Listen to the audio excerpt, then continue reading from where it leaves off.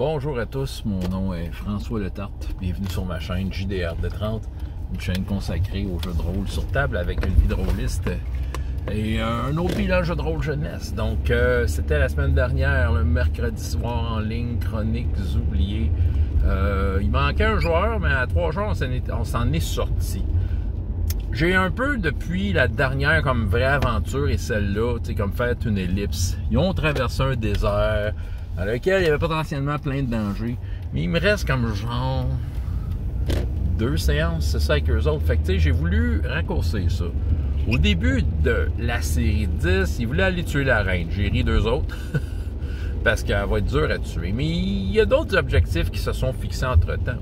Ils ont trouvé dans le tombeau de Raphenhotep, un ancien roi apothicain, un médaillon puissant. J'ai décidé que c'est un médaillon qui servait à contrôler les morts, Raphenhotep étant lui-même un nécromancien puissant. Et la reine Jirta d'Apothique, étant elle-même une nécromancienne puissante, voulait ce médaillon. Ces corsaires n'ont jamais réussi à le trouver, mais les personnages l'ont fait.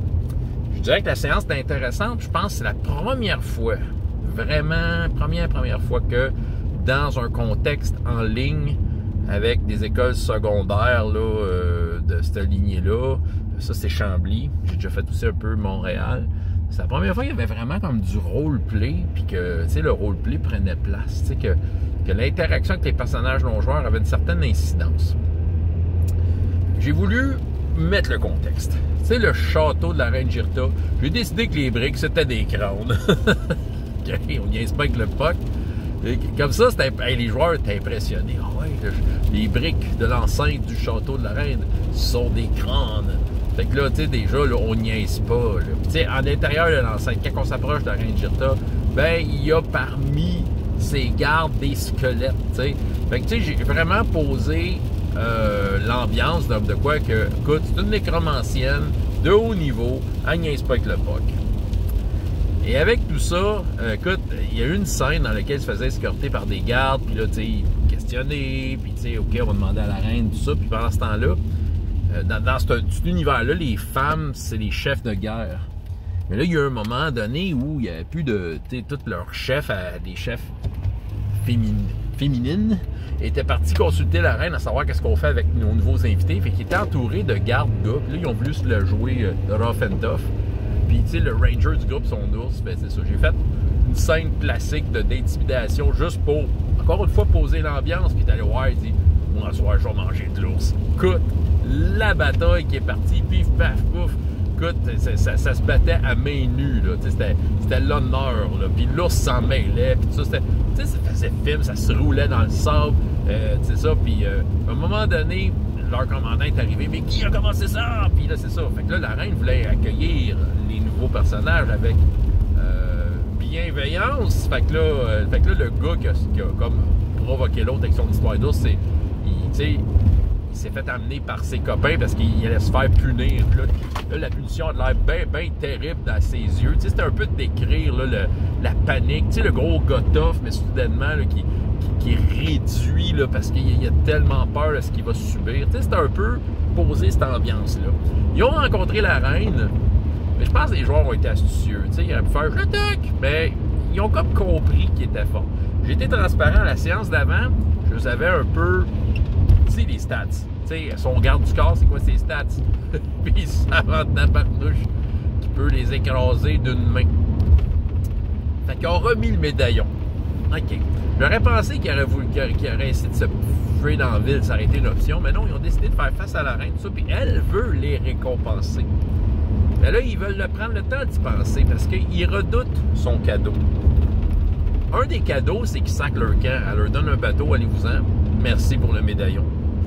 Mais la reine, elle triple, tu sais. Là, c'est ça, la séance, la façon dont ça s'est passé, par contre, tu sais, il y a des joueurs, bon, il y avait des empêchements ce soir-là, à un moment donné, un qui est parti, l'autre qui est parti, j'étais tout seul avec un des joueurs, tu sais. Donc là, il a voulu aller voir autour du temple de Sarrakish, un temple interdit qui est au sud de la ville. Il a dit, il veut aller voir ça, tu sais. Puis, mais entre-temps, j'avais un peu planté des graines de quelque chose. Tu sais, pendant qu'il était dans l'enceinte, qu'il allait voir la reine, il y en a un qui a reçu comme un petit parchemin sur le casque, au bout d'une petite roche, en secret, puis il disait, si vous voulez survivre à ça, il y a le puits dans l'ouest de cet endroit, tout ça. Je savais pas trop ce que ça voulait dire, mais en fait, c'est qu'il y a l'onyx noir, comme une espèce c'est un clan d'elfes noirs là, qui joue un peu en secret dans cet univers-là. Puis j'ai décidé qu'il était impliqué là-dedans. Puis que là, c'est ça, l'autre, en allant voir, c'est le voleur du groupe, en allant voir autour du temple de Sarrakesh, j'ai fait interpeller. Hey, toi, viens ici! Puis c'est ça. Fait qu'il a passé un deal avec l'onyx noir. Est-ce que c'est un bon deal? Ça reste à voir.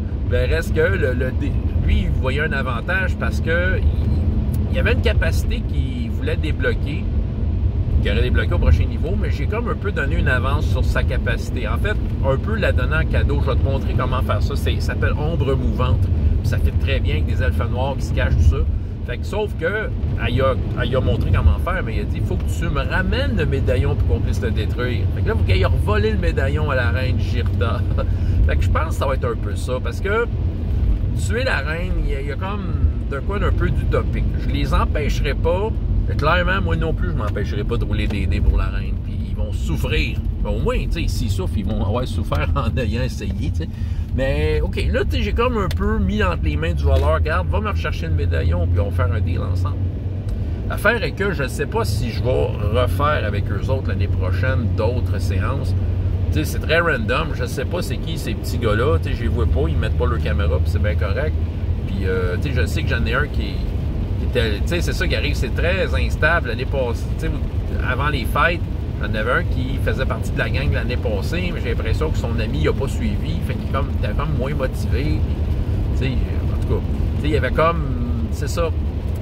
Tu sais, ils disent qu'ils sont intéressés à chaque année, mais l'année d'après, tu sais, c'est ça. Tu sais, ils changent d'idée, puis c'est bien correct, tu sais, sauf que c'est ça, tu sais. Fait que, tu sais, je vais laisser ça ouvert, comme je l'ai fait l'an dernier. Je veux dire, ça finit que le monde des ombres avait envahi le royaume. Fait que, tu sais, on sait jamais. Peut-être qu'un jour, je vais retourner là aussi. Qui sait? Mais c'est ça. Fait que, tu sais, je leur ai donné peut-être l'occasion d'être mis au défi avec de quoi qui est peut-être plus à leur portée en termes de chiffres.